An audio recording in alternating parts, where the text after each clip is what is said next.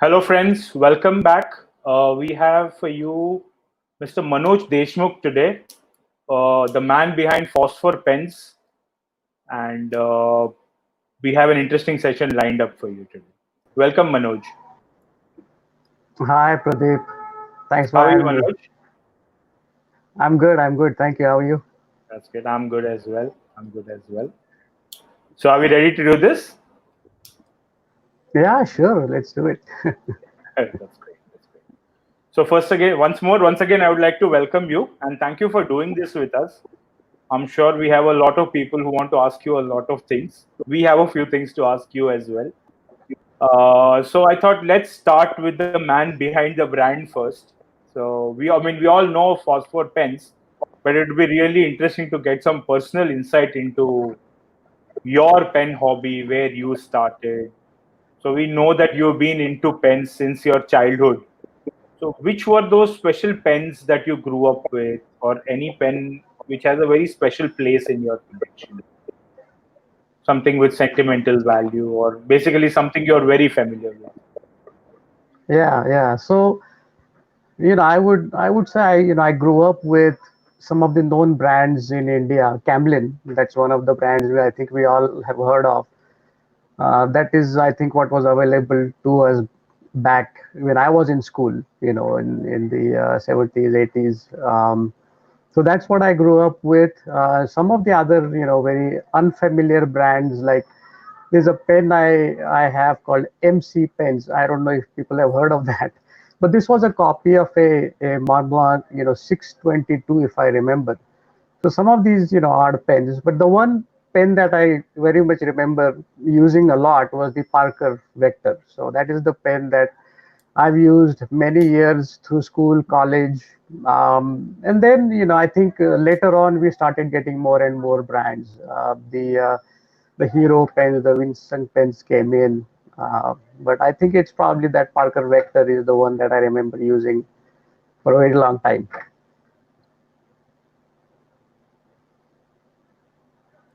I think everybody's starting pen has to be a Hero or a Camlin or a Parker Vector, Lamy Safari. I mean, I'm sure there have been starter pens throughout the decades, and everybody has started at one of those points into this hobby. Yeah. Camlin and Parker Vector are definitely very. I mean, if we poll a few people, those would be the starting pen. I mean, Yeah, I Hero mean happens to be Parker one of Vector. my starting pens as well. Yeah, I think Parker Vector was probably the most expensive pen I could buy at the time. I'm sure. I'm Yeah. sure. I'm sure. So, dwelling a little more on you getting into making fountain pens. So, we know that you Mhm. once went into a woodworking store and saw kit pens being assembled. And upon asking the person, you came to know that you need a lathe and a drill machine for that. So, how did that go? And did you finally make that kit pen, or did you follow the process that was established for that pen, or did you do it your own way? Yeah, good story. Yeah, that's actually a very true. It's a true story. Um, I was looking into pen making, and I went to a store, and I saw lots of kit components, pen components being sold in that store. And I asked, hey, how do you use it? What do you use? What kind of tools do you need? Because I had no idea. I come from an IT background. I had no idea how to make pens. So the gentleman, told me, hey, this is what you need. You need a lathe and some of these tools and whatnot. So I started looking more and more into pen making. Um, but I never made a kit pen as such because, as I dwell more and more into pen making, I realized that I wanted to do something different, something that is, not too many people are trying. So, that's when, I started looking into, okay, how do I make a pen entirely on my own? And that's when, I realized that, okay, I need a certain set of tools and equipment to be able to make pen that is completely my own pen. So you never use the So I kit part think of the kit pens. I never use the kit part of the pens, so because that was not fun, because in a kit pen all you're doing is making two parts and that's it. So I just didn't think that that was a fun thing to do. It was not inspiring at all. So there are a few iconic phosphor designs, which with that one glance you can say, okay, this is a phosphor pen. Custom pens aside, because I'm sure you're inundated with requests to make all kinds of pens. I have been guilty of that. But the pens like Vajeer and the Islander. So what has been the Mhm. inspiration behind those models, those shapes? I mean, these are the two that come Yeah, to my mind. If there are more, please explain. yeah. So there is this forum called International Association of Pen Turners. I don't know if you've heard of that. It's called IAP.org, and it's like Fountain Pen Network is where all the pen collectors hang out, whereas the IAP is where Okay, all the pen makers hang out. And so interesting. I visit that. Yeah, I visit that website a lot, and there is a lot of great information on the IAP forum. And this was several years ago when I was going through the topics there. People were talking about making closed-ended pens, right? So a kit pen is where you're working on a tube. A closed-ended pen is where one side, let's say the barrel or the cap, both are closed. And those, that at that time I realized that that's a little bit harder to make than. That's when I, really, started looking into coming up with my own designs or making a pen that is close-ended. So that's how I think that's how the first pen, the Islander, that's how that was born. Is because I wanted to make a close-ended pen. And then rest of the designs you ask about, they are many of them just evolved over time. Most of the times it's somebody asking for something and I just take it up. I said, okay, I can make a pen like that, and many of the designs have actually evolved based on what the customers have asked for. Oh, that's very fascinating. I mean, we have never thought of pens and pen making with the point of view of an open-ended pen and a close-ended pen. So it's interesting. I think that forum is good to look into. So going ahead, what prompted you to take this up full time? I mean, like you said, you're from an IT background. I'm sure it must have been quite a jump, right? Yeah, absolutely. So this was a huge change, both personally and professionally. But I think if we go back in time, I started around 2010 or so as a hobby, and the first lathe I purchased was a small watchmaker's lathe, and that's what I used to make pen parts, and that was just a weekend hobby. And I started putting my work on the Fountain Pen Network, and I think that is where I got a lot of traction. So people started recognizing what I do. On the FPN forum I got queries initially, and it just sort of started building up. People were curious about the kind of pens I'm making. I think my choice of things such as wood, sterling silver for clips and bands, I think that was unique. I just I just started with material that was easily available here, and so it just kind of kept on building up. And around 2013 or 14, that is when I decided that I think this is something that I can pursue as full time, because I think by that time I think there was good enough traction for me to make these pens, and so I think 2014 is when I really launched Phosphor Pens as a brand, but 13 is when I started doing all the planning and decided that this is something I could do full time. And thanks to you all, it's been great so far. So not too long ago then. No, not too long ago at all. Just we are talking 6, 7 years, barely. I'm sure it has been Yeah. a very interesting journey so far. Oh yeah, absolutely. There is never a dull moment, as they say. That's great. That's great. I'm sure, Manoj. So we have a few more questions for you, but I would like to invite my friend Sudhir, also known as the pen person. All right. And, Hey, thank you so hi, much, Pradeep. Sudhir. Yeah, Hi, hi. Pradeep. Welcome. Hi, Manoj. How are you this evening? I'm great, Sudhir. How are you? I'm great. Thank you so much. So before Manoj, we get into the questions, just a reminder to the audience that if they have any questions, they can put them in the chat box on YouTube. And after we are done with the session, we will take up questions. You've kindly agreed to do that. So Manoj, interesting you should mention 2014 because I think I bumped into you for the first time in 2014 at Nehru Center. There was a stationery Yeah. show that was happening, and I came in. I was just there out of curiosity, and I saw Phosphor Pens, and it was very interesting to have a chat with you. I think there were a couple of others also.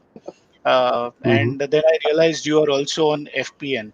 So fantastic. One of the things that struck me at that point of time was that you were actually looking to use certain fancy materials in in the pens that you were making.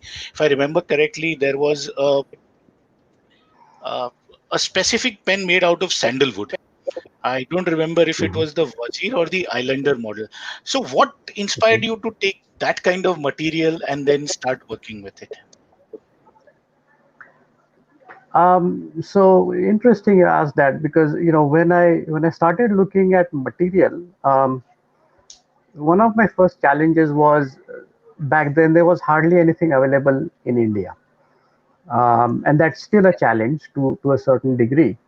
But I started looking at or looking into what's available locally and what can be used for making pens. So I came across two things. One is rosewood, and we all know we use those rolling pins to make rotis and chapatis every day. Every household has those rolling pins that are typically made in rosewood. So I use those to make the rosewood pens. And then sandalwood was something that I came across that was also available locally. So, those two materials that was easily available.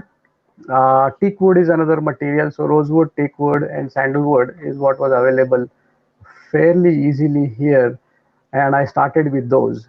Um, and that was, I think, so some of the first few pens that you saw were all made in wood. Yes, yes. Yeah. I remember seeing that. Another Yeah. interesting thing, which I am not sure if people know about you, is that you cast your own resin, you cast your own acrylic. And I have an interesting story regarding this. If you permit me a minute, I will just say this. This was a time Please. when I reached out to you and I said I would like a pen that reminds me of my one of my favorite beverages, which is coffee. And I remember we went back and forth on a cafe latte kind of a pen. You said you would cast the acrylic yourself. You cast something, and I was absolutely, I was completely in love with it. I thought it was fantastic. And then 2 days later, I hear from you saying, Sudhir, I'm not happy with this. Let me do it again. Yeah. And that I think was something which I had never experienced earlier. In fact, I have the pen right now here. It is Hmm. gives you this feeling of you know having a coffee, a cafe latte. I call it a cafe latte because that's what I like. Some people call it cappuccino, whatever it is. So what made you start casting your own acrylics? I mean, is it because there was a shortage of material that you could source, or you just felt why not bring out the creativity? Yeah, good question. This is where I think the IAP forum again comes into picture. I saw a lot of people casting their own material, and so I saw, YouTube. I went to YouTube. I saw a lot of videos on how people are doing it. um, I wanted to change that and kind of take it up a notch. And so I came up with my own technique, and I use certain technology so that I can cast my own material in a slightly different way. And that's why you can see those very unique kind of swirly patterns in the material that I cast. So you know I don't use the same technique that many people use for casting just by hand pouring it. It is hand poured, but I use a certain specific technology to get the kind of a swirl in the material. So it was just my way of trying to differentiate my work from what many others are doing. And again, resin was locally available, so that was another thing. I wanted to just go with what is available to me, and so resin is something that is available and very much within reach for me. Okay. And yes, that has been a kind of theme in your journey. You have been known to be innovative, trying to do new things. Uh, I know you yourself have told us that sometimes these new things, they are like a double-edged sword. They work or they may not work. So, one other interesting thing which I have seen coming from you is the use of various filling systems. So you are in my experience, in my opinion, maybe among the one or two in India who are experimenting with different filling systems. So how does that work for you? Do you get certain basic components and build them up, or do you craft them entirely from scratch? These fancy filling systems. I will just take an example here of a pen that I have. This is also a phosphor, and it has a plunger filling system. Now, so simple, but I've not seen a lot of people actually show this kind of a filling system. And how does that? How did that happen to you? So yeah, I am always fascinated by different filling systems. Many of the vintage pens actually have some of the filling systems that I'm using. Although Okay, every filling system that I've come up with so far is indeed something that I have developed from scratch, or rather built from scratch, not necessarily designed from scratch.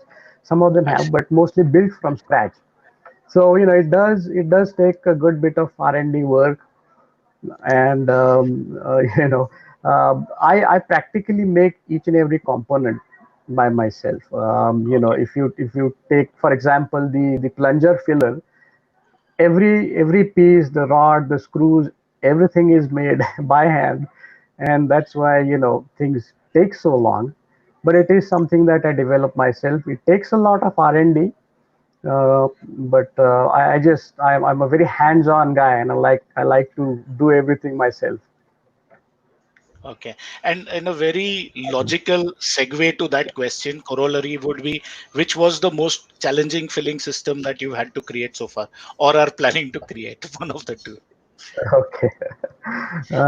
I think the telescopic piston filler that I announced recently, I can say that that's the most challenging filling system that I've come up with so far.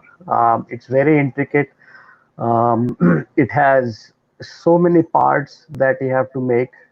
Again, all by hand. You have to make all these parts, and it's very complex.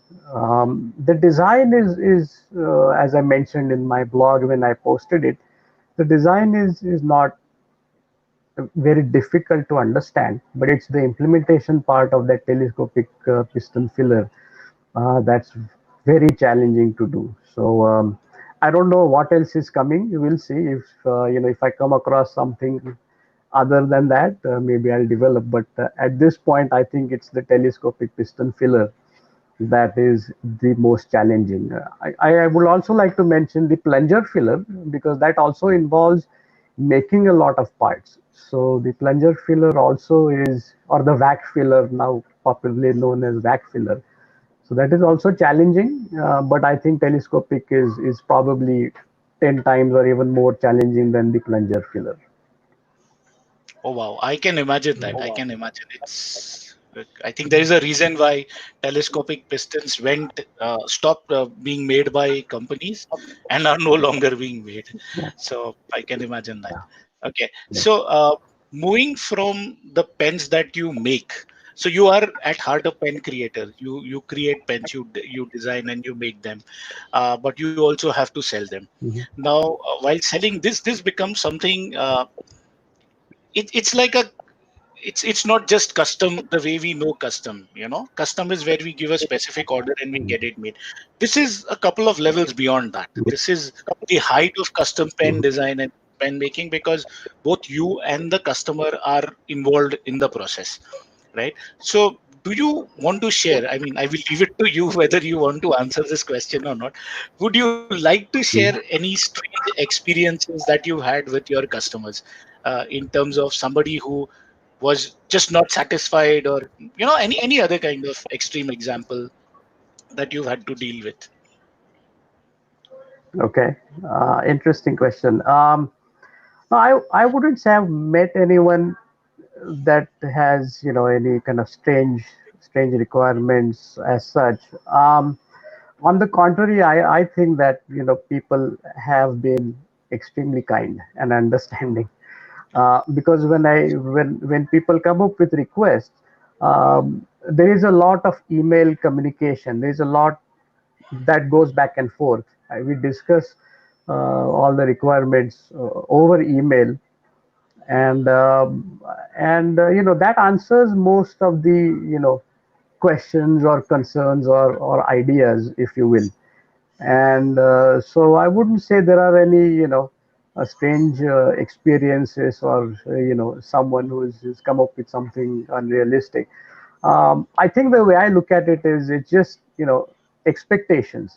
People have expectations, and if I'm not able to meet the expectations, I'm generally very clear about that. That it's better to just be upfront and specify that, okay, this is not something I can deliver, and that way we don't get into trouble later on. Yeah, quite true, quite true. And I don't think we have ever come across, at least I personally have not come across a case of somebody unhappy with the phosphor pen which was developed. Manoj, thank you very much. We do have a few more questions, but I'm going to hand over the baton to my friend Mihir, and I will request Mihir to take this forward from here. Thank you so much, Sudhir. Mihir. How are you doing, Manoj, today? I'm very good, Meir. Thank you. How are you? Excellent, excellent. I think it will be about 1.5 years since we met last at the Fountainhead, the exhibition that we had done, and we are ever so grateful Mhm. that at that time you consented to come and give a small talk on pen making. That was really quite interesting and Mhm. fascinating at that time as well. Now, Yeah. uh, I for myself, I don't really have a custom pen made, and it always is. I'm quite worried whether whether the image or the vision that I have will that be good. I'm not talking about whether you or anybody else would be able to replicate that or not, but I'm just talking about whether Mhm. what I have in mind will actually be good or not. So my question to you is, when there are so many of these really iconic and established pens available from so many different brands, why should somebody go for a custom pen?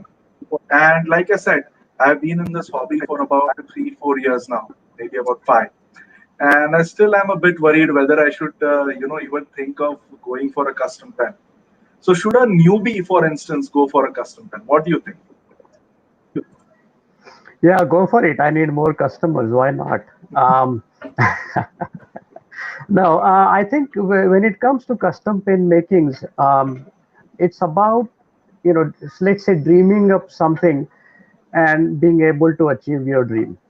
Um, And that's I think what custom pen making is all about. Because yes, like you said, there are so many pens out there. There are so many choices. Um, but when you buy a pen that is, let's say, mass produced, it's just like every other pen, right? And so yours doesn't look any different than somebody else. Um, the other aspect is, let's say, if you want to use a some unique kind of a nib that you have, for example, that may not be possible on an off-the-shelf pen. You may not be able to simply pull out the nib and put the nib that you want to. Same goes with filling systems. If you like a particular filling mechanism, you may not have that on every pen. And the lastly, it's the material. Um, there are very few wood pens, for example, that are commercial wood pens that popular brands make. So you don't see a lot of wood pens being delivered by commercial pen making companies. And so, I think there are various aspects and reasons why somebody can or should go for a custom pen. And lastly, it's because it's possible now. I think a couple of years ago, it wasn't even possible. There were very few people making custom pens. Some of the material was not available. Now there is some very interesting material available, and as you know, some of the material is going to be extinct in a couple of years. For example, some of the Conway Stewart material that we see, there is only limited stock. So once it's over, it's over. So might as well get your hands on something that is going to be unique.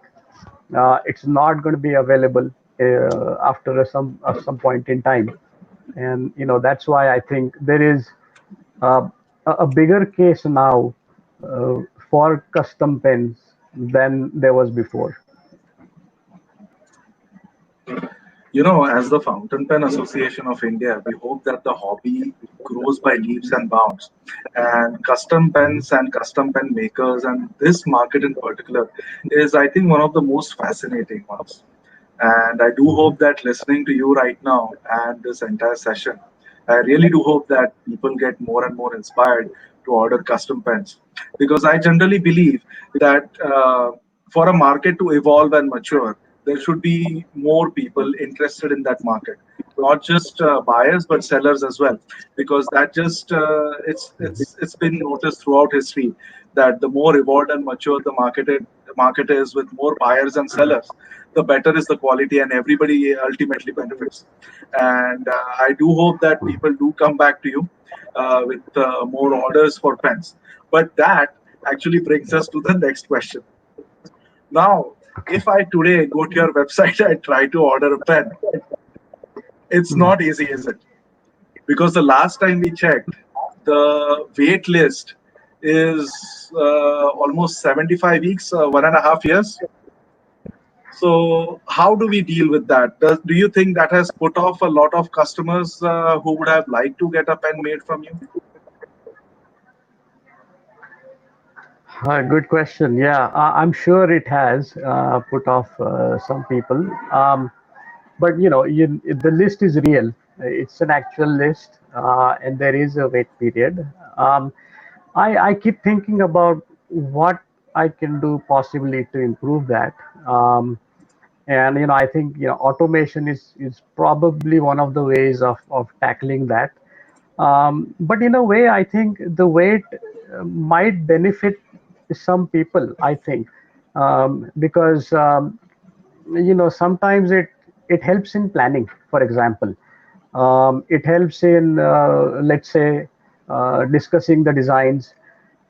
It helps in me kind of organizing the material. If I have to order something, let's say, from outside India, and then that gives me enough time to order the material from outside.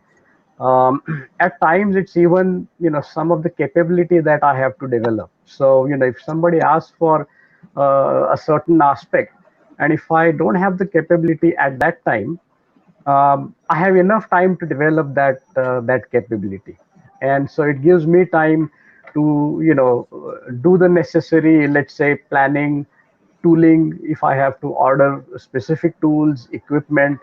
So it's kind of it's a double-edged sword, if you will. It's double whammy, yes, people have to wait a very long time, but it gives them time to think about what they want, because they owe me nothing at that time they book a slot. Right? So I don't charge them until the pens are ready. So, but so it gives them time to think about the designs, think about what they want, and it gives me time for planning. That is really very interesting, because I'm sure that if somebody's slot is coming up right now, they might actually go for the new filling mechanism that you have just announced. So I'm sure for those people, this would really benefit them, right? Yeah, But then exactly. Yeah. I have, for example, Sudhir or Pradeep or even Kshitij, they have had some pens made from you, and from their experiences, not just them, but the other people that I know as well, they always talk about how open you are to different ideas and different concepts, and how you're willing to try them out. And you're also quite open about whether you are or are not able to do something. But then, what is your immediate reaction? What do you feel when customers ask you to make a specific design or shape that might or might not, I am not sure, maybe a inspired copy or maybe a direct inspiration? Does the creative person in you rebel, or do you agree with such requests? What do you do? How do you handle that? So it's interesting because you say creative. I'm not a creative person, or at least I don't consider myself to be very creative.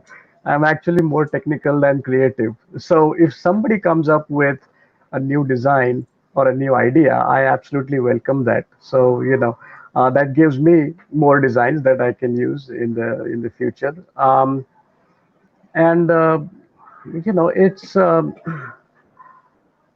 the ideas build up over time, and as you can see, I only have a few designs that that are put on my website as so-called standard designs. But if you go through my Twitter feed, you realize that there is a lot more that I do than what you see as standard designs, and that's because people just come up with ideas.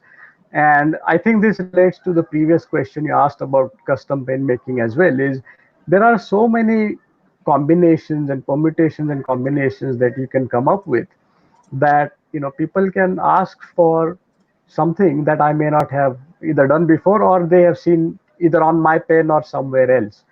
And so I always I welcome ideas, I welcome designs. It absolutely doesn't offend me. In fact, it's the exact opposite. I love it. That's really great to hear, because people's imaginations can run quite wide. And Yeah. I have seen that you have been able to tame that wildness to a large extent and actually domesticate it by actually being able to produce what people imagine, right? Yeah. But I'm sure that over the course of the last years, there might have been instances where you might not have been able to tame that wildness, and the wild thoughts could have led to disappointments, frustrations, or at time even anger. uh, how have you handled such situations?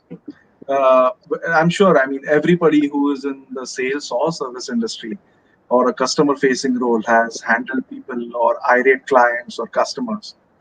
Do you do you kind of believe in the philosophy of the customer is king or the customer is always right? How would you deal with that situation? Yeah, so we all know the customer is always right. There's no doubt about that.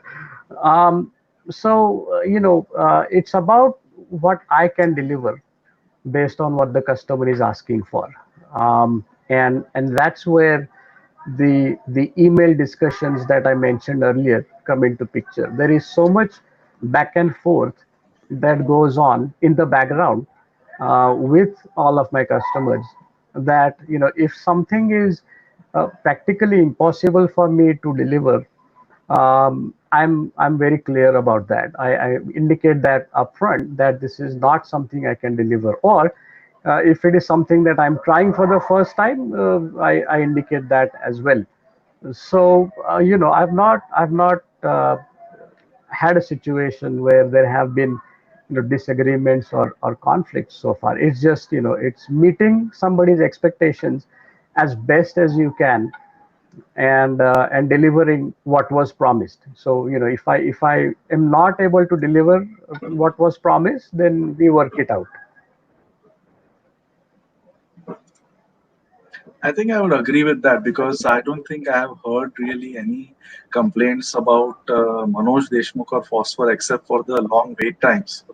But then, having said that, and you have already launched your new filling mechanism, what is next? What else and what more can we expect from Phosphor Pens going forward? Okay, that's interesting. So see, I come from an IT background, and I think those in IT and other manufacturing organizations as well, those working must have heard about ISO and CMM, right? CMM stands for the capability and maturity model, and one of the key principles of CMM is continuous improvement. And I think you've seen that in my work, that over the years I think my work has improved. Even if I go back and look at some of the very early pens I made, and what I'm able to make now, I think there is a significant improvement. So that's something that I like to do going forward, is just continuous improvement. But I'd like to add one more thing to that, and that is not just continuous improvement, but continuous innovation. So that's going to be key. What is the innovation? Where it takes me, I don't know, but it's just continuously looking for new challenges, and just innovating wherever I can.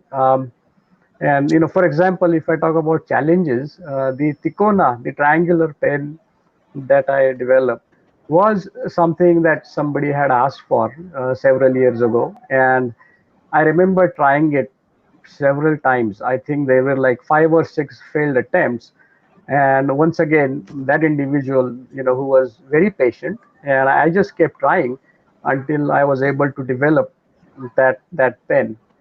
And remember, everything happens on a small mini lathe machine that I have, so there are challenges that I have to deal with, but it's just improvising and continuously innovating. So wherever that takes me, we'll see. All right, we hope to see more and more interesting things coming from you in the near future rather than the distant future. Now, Mhm. coming to the last question of today, at least from the FPAI right now. We Okay. started FPI about like almost about 2 years ago. In May 2018, we had started this, and within Mhm. a few months, we were able to do a very successful and highly appreciated exhibition called the Fountainhead. And you had very graciously agreed to come and give a small talk, like I had said earlier.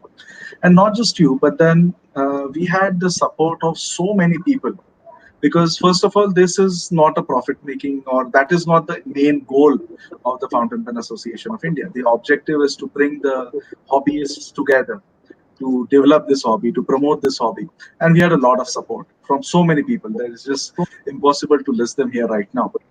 But then overall, although that has been our uh, aim and objective, and that has been kind of a struggle to bring people together, what do you think as a pen maker is the role that organizations like FPAI can have in furthering the cause of fountain pens? And there are so many related accessories. And so how do you think, what kind of role can we play? And since I asked that question, I would also like to ask whether Phosphor is going to be manufacturing any accessories. So first of all, I think what FPAI is doing right now, I think it's historic. I think you guys are doing a phenomenal job. Just creating the awareness, bringing the fountain pen community together. It's I think that's phenomenal. I think definitely I see that FPAI can certainly bring the makers and suppliers together, because I feel that there is a bit of a gap right now in terms of where the suppliers are, and where small scale makers such as myself are. Our needs are small, in terms of course, my for example, the purchasing capacity is small. I can't buy material that is hundreds of pounds or kgs, right? So bringing the entire ecosystem together is where I think FPI can play a huge role, and I think you guys are once again doing a phenomenal job. Um, I want to give an example of, let's say, good quality ebonite. I still struggle to find good quality ebonite here locally, and so other supplies of pens or pen related supplies is where I think FPI can bring everything together. I think you asked one more question, whether Phosphor Pens will get into accessories market. Maybe, who knows? I don't know. It's not something that I have planned right now. If you remember, way back when I started, I was making my own boxes, and that also was sort of unique in a way. But there was just so much work that I couldn't keep up. But hopefully, if I get help, maybe there could be an addition to the accessories as well. It's not something I have planned right now, but maybe. Well, we would definitely look forward to high quality accessories from you in the future. I hope you're able to figure out that part. And thank you so much for praising the FPI and its efforts. We have been trying to bring everybody together, and whenever we do have meets, or whenever we have discussed the association with anyone, it has always been our stand that this is an association of all the fountain pen enthusiasts and hobbyists, and whether it is users or pen makers or anybody. And this is an association, and it can only function if the members come together and support the association, bring out new ideas, and that has always been our stand. Although there are five of us who founded this, somebody needed to found something, and we did it. But then to grow and to develop this, we definitely need the support of all the members of the association and the community in general. So I hope that with through this, I'm again reiterating that point, and it reaches the right people, and everybody comes forward and makes this a wonderful place to be. And that kind of brings us to the end of the questions that we had for you. Now we have actually a lot of questions from the viewers. So let me just start off one by one, and then we'll take those questions. Is that okay, Manoj? Yeah, sure. Go ahead. Yes, Uh, please. just give me one moment. Let me just sort through them and bring it to the first question.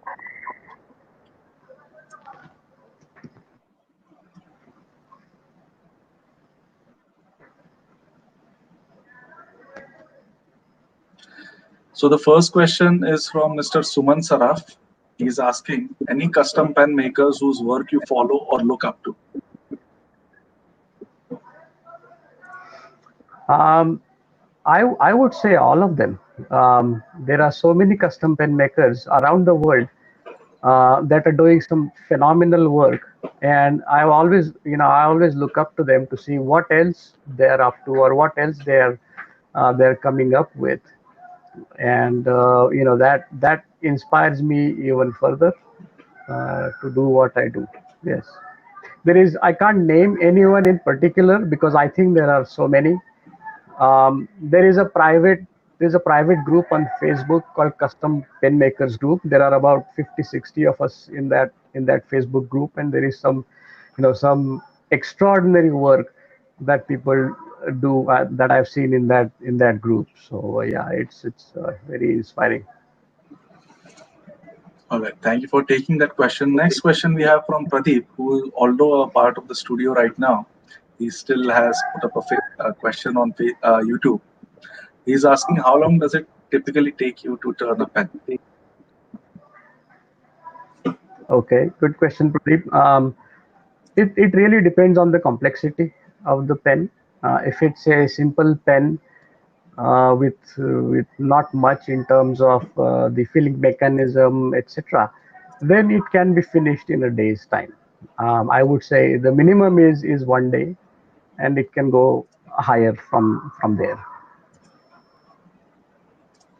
All right. Thank you. Moving on to the next question, we have Mr. Deeptendu Chandra asking, how did you decide upon the name Phosphor? Oh, okay. Phosphor actually stands for phosphorus. I think in one of the European Scandinavian languages. And phosphorus is an as an element is the 15th element in the periodic table. And my birthday is on 15th, and that's how I decided on the on the name phosphor. And so also the logo that you see, phosphor logo, it's actually derived from a sign that the alchemists use for representing phosphor. So thanks for asking that question. That was interesting. Yes, definitely an interesting question and very interesting answer as well. The next question is again from Mr. Suman Saraf, who seems to have numbered his questions. So I think he must be ready with a list of questions prepared beforehand. So his question number 2 is, can anyone become a pen turner? In addition to the tools, what are the key traits that you need? I absolutely anybody can become a pen turner, and age no bar, right? Um, the tools, I think that's probably quite a bit to discuss on this forum right now. But a lathe machine and a few other tools is what you need. I think the website that I mentioned, penturners.org, that is a great place to start to see what is the kind of equipment used to make different kinds of pens. So that's probably a good starting point. I think FPN, the Fountain Pen Network, also has some good information on pen making. I hope that answers the question. So Manoj, he is asking, in addition to the tools, maybe he's talking about maybe creativity or maybe designing skills. Not really, as I had said during the interview, that I don't consider myself to be a very creative person. I come from an IT background, and I'm more technical than creative. Um, so it's just having the need to do something different is and explore. That kind of a mindset is all you need, I guess. All right, that's great. Now, again, the next question from Mr. Saraf, question number 3. What excites you more, new materials or new filling systems? That's a challenging one to address. I'm fascinated by both, actually. Certainly, a filling system is something that I find probably more interesting than material. But it's probably 50-50 or maybe 60-40 in terms of filling system 60%, maybe material 40%.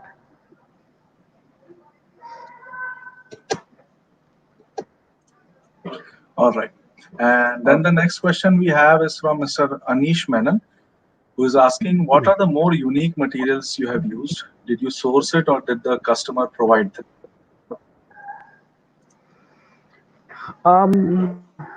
I think some of the unique materials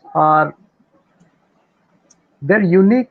I would name a few. For example, cebuloplast is a material that's fairly unique. It's unique because it's not manufactured anymore, and it is something that was manufactured decades ago, and you only see a few samples coming up every now and then. All the stock is now sold out, and it's no longer manufactured. So So in uniqueness is in terms of is the rarity aspect of a particular material. So the second question I think was, did you source it or did the customer provide them? Okay, so both. Sometimes I source and sometimes the customer provides. Um, I think that's another aspect of custom pen making is people are now able to buy their own material from different sources, and sometimes even sources that even I haven't heard of. And so possibilities have increased nowadays. Now, Manoj, you were talking about how much time it takes to make a pen and how do you address the waiting list. The next question will probably give you some Hmm. idea of how you can do that. We have Mr. Okay. Shankar Bhattacharya who is asking, do you plan for internships for interested persons to learn handmade pen making? That's a good question. I've had a few similar requests in the past. Um, I think that maybe when the time comes, I don't know when that will happen. But as you can see, I'm so inundated with work right now that it may become impractical for me to even spend time with someone and train someone. And that's one of the reasons why I haven't hired anyone to work for me is I think just the amount of effort required on my part to train that person will take away so much of my time that the waiting time may double or triple, and that's, I'm sure, is not going to be desirable for anybody. So but maybe down the line, maybe in the future, if the right time comes, there may be a possibility of me taking up some kind of maybe internship or a program or something like that. Well, this is definitely a catch-22 situation, and I hope you are able to Yeah. get out of that as soon as possible. Next question is from Mr. Shankar Iyer. He is asking, what's the toughest material to work with, which you have made a pen, with which you have made a pen?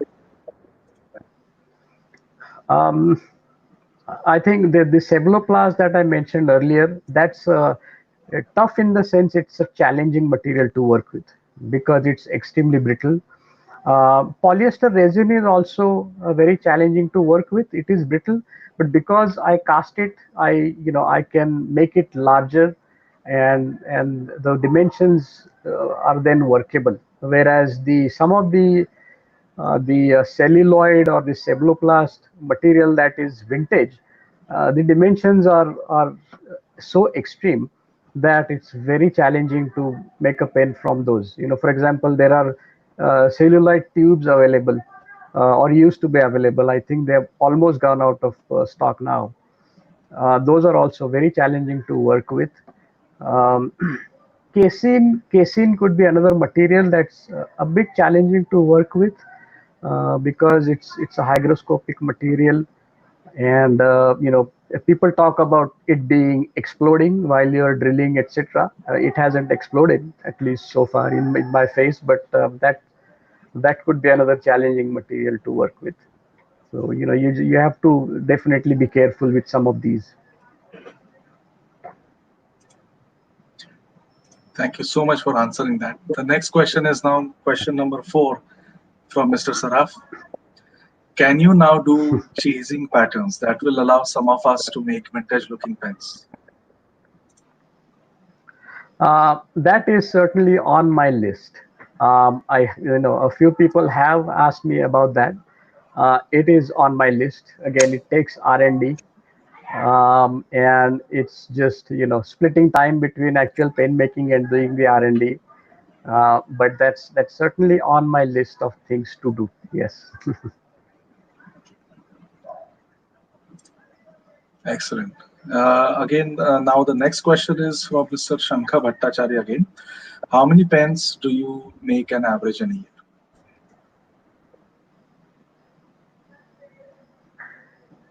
Oh, I have no idea. He's asking about average in a year. I don't know. I think if you can do the math, it's probably 2 or maybe 3 pens in a week. Sometimes it's even less, depending on, if it gets more and more complex. Then it could be even less. But I guess you could possibly do the math, that it's maybe 2, 3 pens a week is all I can do at this point. All right. Next, we have Mr. Anish Menon again. He is asking, how many start threads do you use? Okay. Um, I can do single start or multi start. There is no particular one that I use by default. It actually depends on the dimensions of the pen and various other aspects. Some pens have silver bands on them. The band could be located near where the threads are. So I have to account for a lot of these aspects, and then decide what is the best thread for a particular pen. So it depends on the design as well as it depends on the material. If the material itself is um, rather brittle, then I may decide on a different thread start, double start, uh, triple start, even four start is possible. All right. Thank you so much. Now, we have about two or three more questions. The next question is by Mr. Nikhil Raj. He is asking what all materials are offered at present. Are the acrylics made in house? So all the materials are on my website, phosphorpens.com and slash materials.html. I think that's the. But if you go to my website, phosphorpens.com, you'll have to do a bit of navigation to see what are the materials offered. Only the polyester resin material is cast in house. Everything else is manufactured by others. All right. The next question is by Mr. Raghuram Marur. Do you plan to cast resins using Alumilite, which is less brittle compared to polyester resin anytime soon? Okay. So the challenge with Alumilite for me is that it's not easily available. It has to be imported from the US, and I'm not sure if it can be imported. Actually, being liquid material like that, it may be difficult to import. I think it may be available through an importer, but I think there are import challenges with that material, and that drives the cost of the material uh, very high. I'm sure people are willing to pay that price, but it's just when it comes to casting, believe me, I've wasted more material than what I have produced when it comes to resin, and it's a process that requires a lot of practice, and oftentimes a lot of material gets discarded. And when it comes to expensive material like Alumilite, I can't afford to waste any of that or discard any of that. So that is part of the challenge why I have stayed away from Alumilite so far. All right, thank you so much. The next question is I'm just going to put it up because I'm sure that you would just direct him to the website. But Mr. Muthubani Shanmuganathan is asking, simple pen making takes a day or two with simple mechanism. So if in that case I offer a pen in CS Churchill with a closed converter system, what would be my waiting period? The waiting period is the same as what you see online. Every new order gets added to the end of the queue. So I'm a one-man show, and like they say, I'm the CEO and I am the janitor and everything in between. So regardless of the simplicity or the complexity of the pen, the waiting time is still going to be the same. Sure.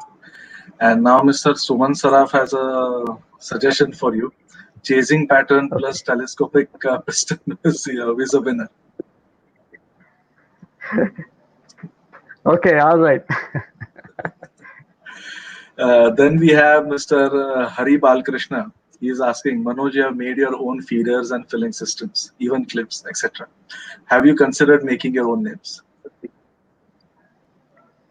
First of all, hello to Hari. He's been one of my great supporters. I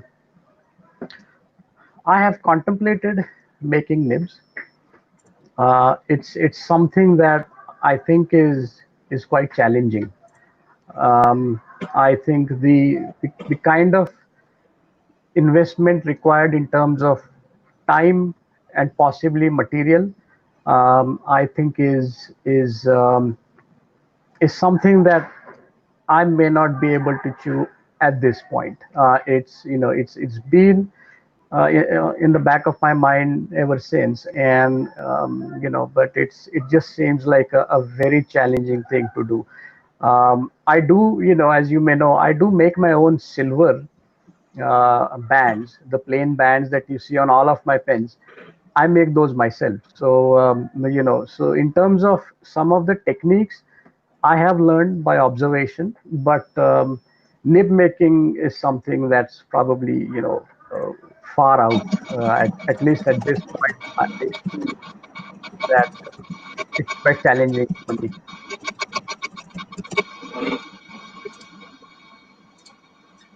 Thank you so much for taking that. And then we have a question from Mr. Anish Menon again. He's asking, can you make any dimension that is a barrel diameter when you cast a resin yourself? Um, Generally speaking, yes. However, there are limitations. These are partly casting limitations and partly actually the limitations of the lathe and the equipment that I have. So, a lathe machine can only hold a stock that is, let's say, certain dimension wide, and it can't do anything wider than, say, about 30 mm or so. So there will be limitations, but if things are within limits for me, then yes, I can try to casting that is a bit bigger, wider in size. Yeah. And I guess there's also the question of being able to hold the pen comfortably in your hands while writing. Yeah, I'm assuming that if it's a very big pen, it's probably not meant for writing, maybe a Right. display piece or something like that. Maybe so. And that brings Yeah. us to our last question, Manoj. We have Mr. Shankar here asking, what's your favorite phosphor model for making and for self-use? Okay, Shankar, that's an interesting question. I don't have a favorite pen. Um, I One thing I must admit is that I I'm more of a vintage pens guy. So what I use more often than not is all the vintage pens, the really old pens, and that I like to buy and restore if I whenever I have time on weekends. But yeah, it's difficult to say which is my favorite pen, because as they say, beauty is in the eyes of the beholder, right? It's like asking a mother who is your favorite child, and all right, all of them. So it's kind of like that. It's not possible for me to say which is my favorite pen or even a filling system, because each filling system has its own nuances and advantages and or disadvantages. So it's a difficult one. That's a difficult one to say. All right, Manoj, thank you so much for answering all these questions. And that brings us to the end of our session. And we have Pradeep and Sudhir back with us to just thank you so much. And may I just request Sudhir to give a vote of thanks? So Manoj, that was a fantastic session. I mean, thank you so much for taking the time and the effort to answer not only our questions but also a bunch of questions. I think we had more questions from the audience today than we've had in the previous sessions. That itself is some kind of a record. But thank you so much for taking your time off.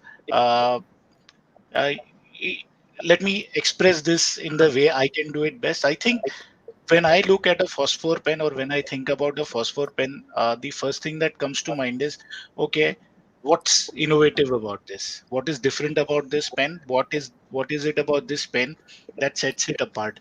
And I think that theme you have continued so far. Our best wishes to you. We hope you continue it much more. And the only thing I think, and I will speak for everyone in the audience also, is if there is any way of reducing that wait list, please think about it. Beyond that, I don't think there is any other thing anyone has a gripe against phosphopens. Uh, Thank you so much for being here. It's been a wonderful time speaking with you, hearing you about the fantastic experience that you've had, and hope we can do this again Well, some other thank time. you. Certainly. Thank you. Thank you so much for having me. And many of the people in the audience who themselves have been just wonderful supporters of my work, just thank you for all your support. And all the best to FPAI. Like I said earlier, I think you guys are doing some historic work here. And I hope that this continues even further. Thank you. Thank you so much, Manoj, Thank you. Yes. Thank you. Thank you, and have Manoj, a for good night. finding the time for doing this with us. And it was Anytime. fantastic to know more about your process and your history as well. So interesting. Thank you. All right. Thank you so much, Great. Manoj. Thanks. Bye. Have a good night. Take care. And Take to care. all Bye. the viewers, thank you so much for joining us again today on this wonderful session. And this was the third session of this series of shooting from the net from the Fountain Pen Association of India. We do plan to bring more and more such wonderful people on this channel and talk to them and have a wonderful time discussing their hobby. So I hope that you will keep on joining us back again and again every Saturday, hopefully, or if we are able to do more of these, then on other days as well. And do remember to like and subscribe this subscribe to the channel and like this video, and also do share the links with all your friends and family. We do want more viewership, and we do want more subscribers to help spread this wonderful hobby among everyone. So thank you again once more for joining us, and have a good night and have a fantastic weekend. Bye. Take care.